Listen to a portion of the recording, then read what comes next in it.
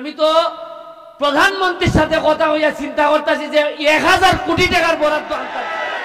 আরে আমি যে বিমান রে ভূপাতিত করছি। ভাই রে ভাই, ব্যারিস্টার সুমন কাম ঘটাই ফেলাইছে রে ভাই। সে মাননীয় প্রধানমন্ত্রীর কাছ থেকে 1000 কোটি টাকা নিয়ে উপস্থিত চুনারঘাটের মানুষের কাছে।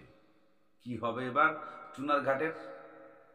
এ কি শূন্য হয়ে যাবে নাকি আমাদের এই চুনারঘাট ঢাকা রাজধানীর মতো হয়ে যাবে? এত টাকার উৎস কোথার থেকে ব্যারিস্টার সুমনের? কিভাবে বা সরকারের কাছ থেকে এত টাকা নিয়ে আসতেছে?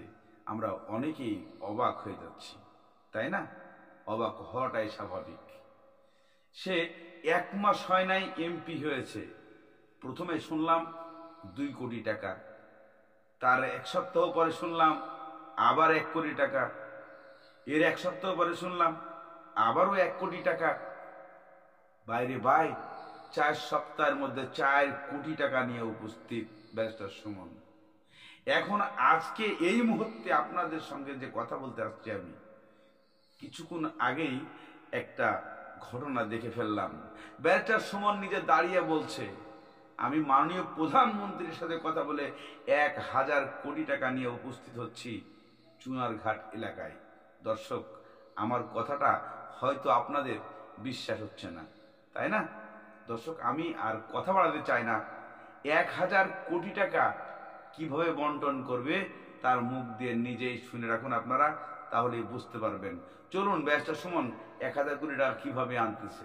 আমি তো প্রধানমন্ত্রীর সাথে কথা হইয়া চিন্তা করতেছি যে 1000 কোটি টাকার বরাদ্দ আনতাম সোনারঘাট মাধবপুর।